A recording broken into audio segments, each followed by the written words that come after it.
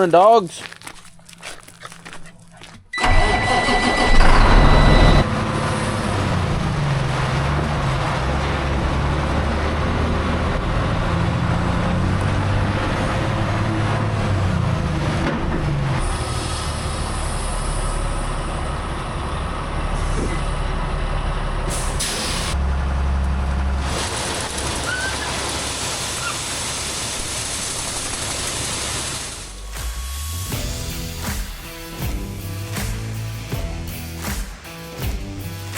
Morning, folks. I had to scrape some frost off my windshield this morning. A bit brisk.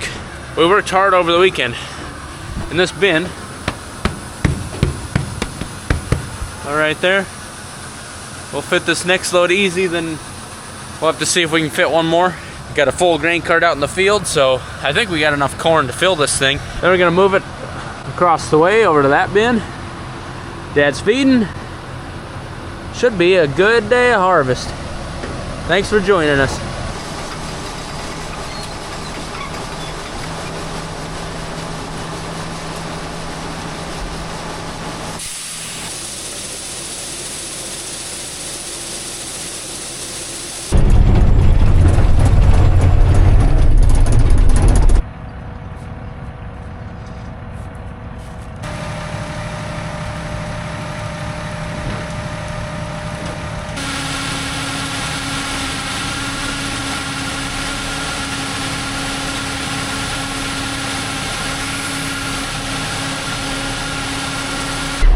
Look at these flies.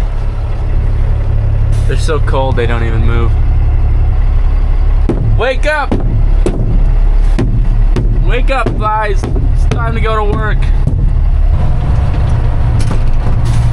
Hopefully this load fills it, that way I can get the auger moved before we really start combining. There's raccoon poop up here.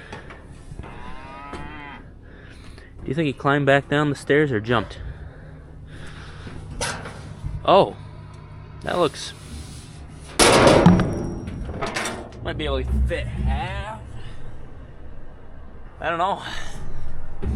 Well, I sent Dad a video of what the bin looks like. He texted back and said, need more. If you say so. Dad will be down there. I'll be up here and I can tell him to shut it off if things get close to overflowing.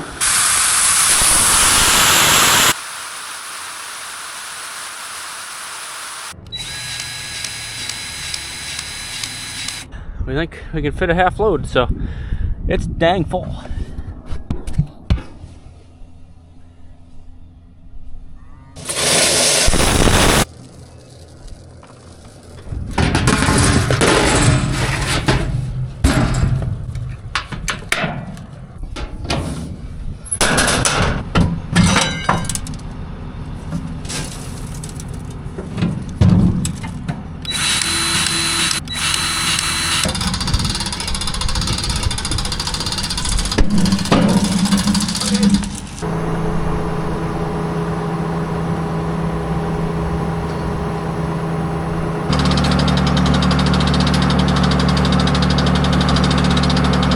Fuel that. Well, Dad's gonna fuel it and I'm gonna open the lid. Staircase doesn't seem as fancy. Oh, see, I'm tripping. I think the distance is higher. I gotta get my knees way up here. It's hard for an old man like me.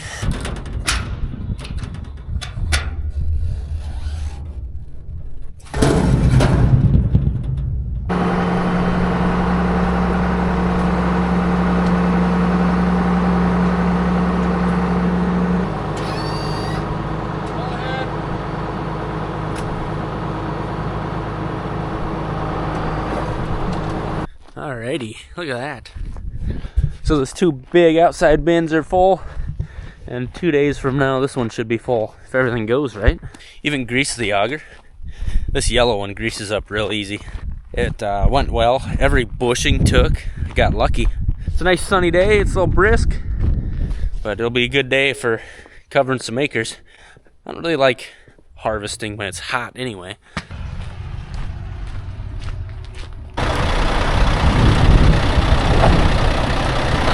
All right, we're fueled. We're augers ready. Whew. That's a lot of work climbing that ladder and holding that fuel nozzle. And cranking that auger on the swing wheel. That was like 20 minutes ago. Yeah, I'm still breathing hard. 63, fella. It's funny till you're 63. Jeff, where you been? I went on the other side. You know, when I left home, I thought I should tell Jeff, and then I thought, he'll follow. The sun's in the west when I'm combining, but today it's in the east. Sounds like you need to get up early. Okay. Yeah, I'm not doing anything from 3 to 6 a.m., right? I am. I'm nursing a baby. Yep. He just nuzzles up right there. You don't get much, but... Our first order of business is get around that pole without attacking it.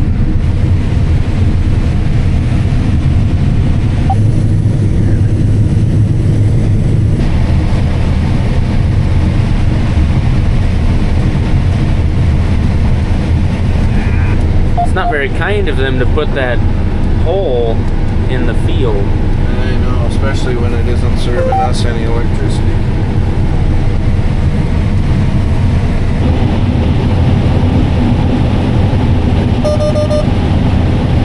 Now I will show you how to fill the perfect grain cart. This is going to be the perfect fill on the grain cart. Well, not if you put that camera in my face. I can't see you're blocking my view. Hello? Can you... I'm way back here. No, it's not you, it's the camera, right? It's not you, it's me. Alright, there we go.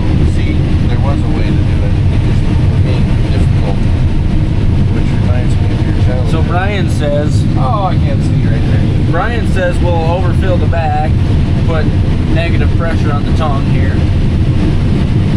Step 1 of the perfect grain cart fill. Man, I need to get a truck full so you leave me alone and go away and go home. Well, I told Nettie to fill Jeff first, so Yeah, I'll be here for a while. For those of you that have been making comments like Brian must be tired of the camera and stuff, we're just really busy.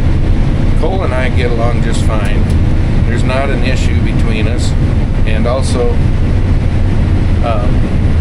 it's not that I don't want to be on camera. If you leave the camera with me, I'll talk all day and I don't care. But anyway, there's the perfect fill. Yeah, that's pretty special, Brian. What is? That fill. You want to critique me? I had a nephew, Mike, that used to ride with me like, it seems like most of his youth. You know, Greg would come to the field with Scott and Mike, and I got Mike, who was bigger. And every time we got to the end of the field, no matter what we were doing, he would say, and this is when he was 6, you know, whatever, you better turn or you'll hit the fence. You know, after 1,000 times of that a day, day after day after day, it wears on you. And I know Mike watches these videos, so hats off to you, Mikey.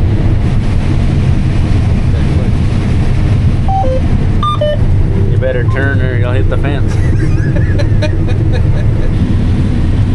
Half mile pass, come back there full. We had that somewhere else. It was really good, right? Yeah. Oh, he's going to be full after this. Well, this is probably the best part of my day. Now I'm going to be a trucker for a while. I like that your favorite time of the day is daddy time. Daddy time. Yeah. Only the grandson was here too. We had Cole. We had Reed riding with us the last couple days on and off, and he's just so dang fun. He likes it. As a matter of fact, one day he spent about 5 minutes staring at a burger wrapper on the floor. He was so enthralled by the harvest. There's so much to look at in the combine. So I think we've got close to 8 days left of corn harvest. I already got the corn stalks baled. We have the silage cut. We've got some bales to move home, the corn stalk bales, and also 7 loads of grass hay that be hard to get out because of the corn in the way yet, which is the field just south of the one we're in right now. This is the big field that has the deer stand in it, and we'll just move right across to that one right next to it when we get this done. But I just want to tell you a little bit about what our plans are after we get corn harvest done. We'll be weaning calves. The pastures are getting pretty short now. We'll be moving the cows onto these corn stalks to graze them this winter.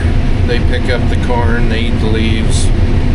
It's pretty important for the cattle industry to be able to utilize this leftover feed grazing off these fields in the winter. Not so much now that there's some good profits in cattle, but some years, you know, about the only profit you make is you can look back and say, well, if I wouldn't have had these corn stalks to graze, I probably wouldn't have made any money on the cow-calf deal this year. A little different now. Things have really changed. It's kind of a once-in-a-lifetime thing for me to have such a outstanding cattle market to take advantage of. We bred a lot of heifers this year. That looks like that's going to be a really good thing. Fortunate that I did it. Maybe a lucky move. I'm not going to act like I knew for sure that it was going to work, but it worked last year, and I thought I'm going to see if I can squeeze one more year out of that working again, breeding heifers, and it looks like it's going to be even better than the previous year. I'm looking forward to being able to go to some cattle sales and seeing my friends that are there and that go about every week, but I can't because we've got these other responsibilities on the farm too.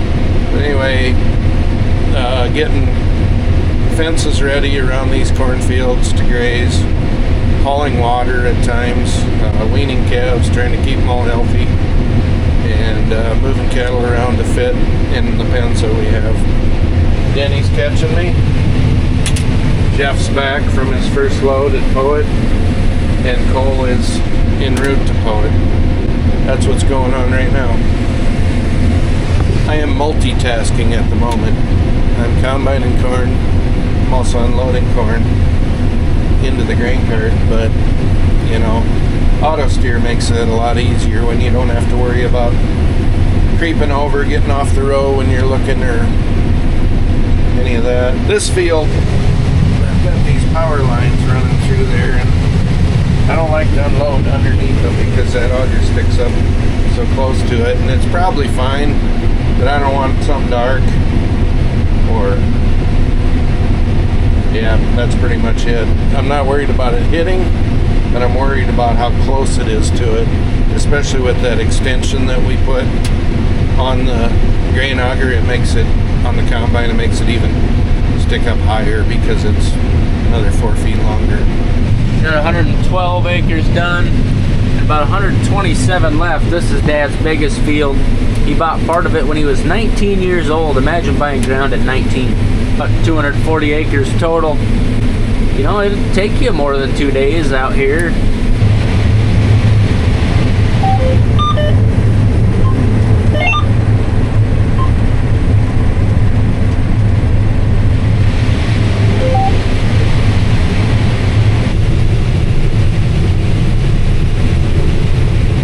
Some dang good looking corn. Look at it stand. Tall. Big ears coming in.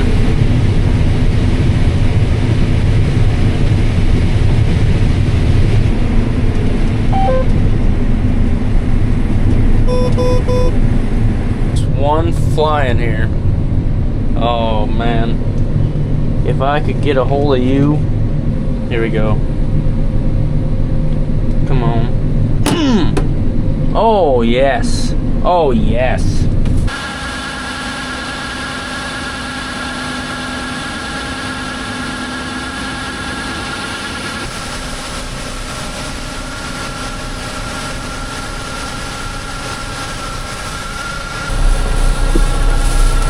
Oh yeah.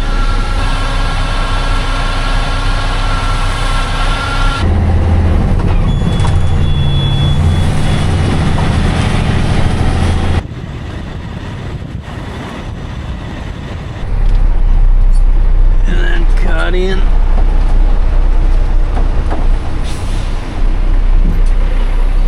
And then not run into the unloader.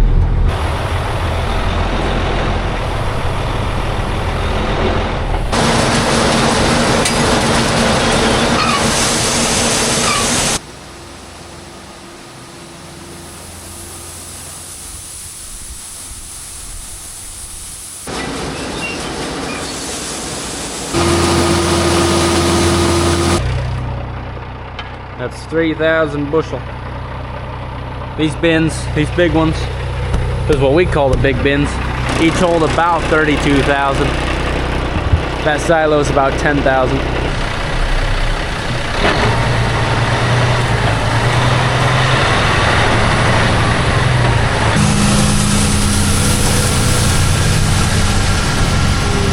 The bins are only 3 miles away. We can actually dang near keep up with just one truck. It'd be hectic for that one guy, but we could do it if we had to. Looks pretty clean.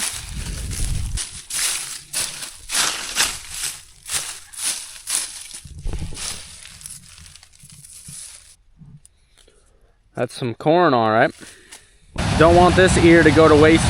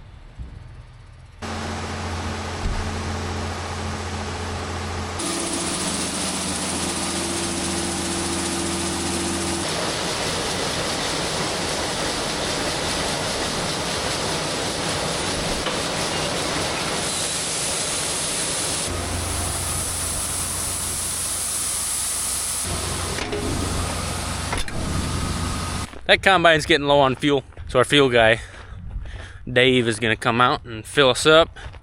And while we're doing that, we're gonna grease.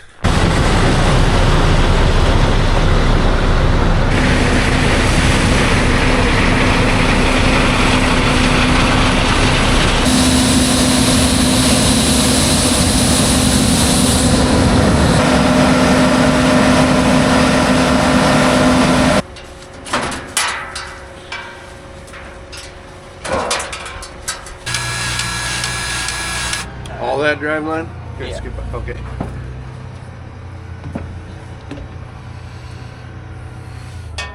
Okay.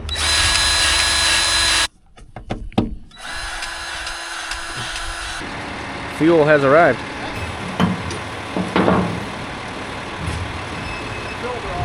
Yeah, this one doesn't have one of them.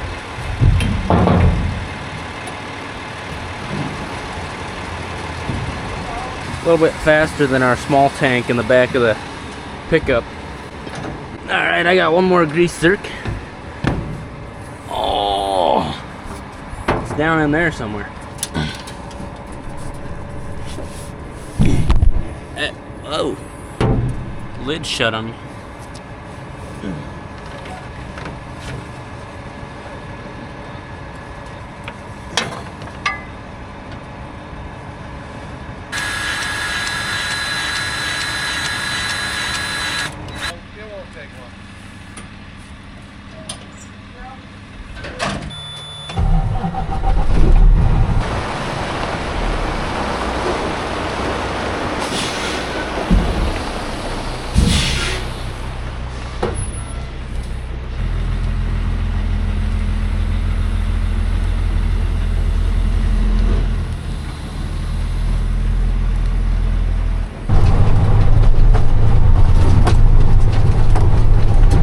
May have spilled some corn yesterday. Last load of the night, Uncle Jeff. Woohoo! You ready to go home? Sure. Okay. Well, you could probably stick around if you really wanted. I gotta tell myself I can't stay up for all the football game tonight, or I'll be tired in the morning. Who's playing tonight? There's 2 games, Buffalo and Atlanta, and Washington and Chicago Bears.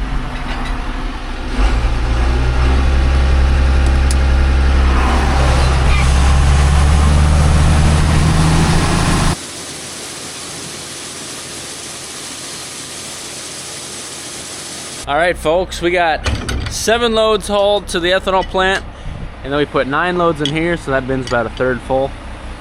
And there's a chance of rain tomorrow, the next day, and the next day. They're decent chances, but for smaller amounts. So, you know, 3 days off from harvest, we're feeling like we're ahead of the game. We're doing pretty good, so not too concerned about it. Plus, we know it's been dry. It'll soak right in. So whatever happens, happens. We got some good work done today. Hope you enjoyed it. Love to see you next time. Have a good one.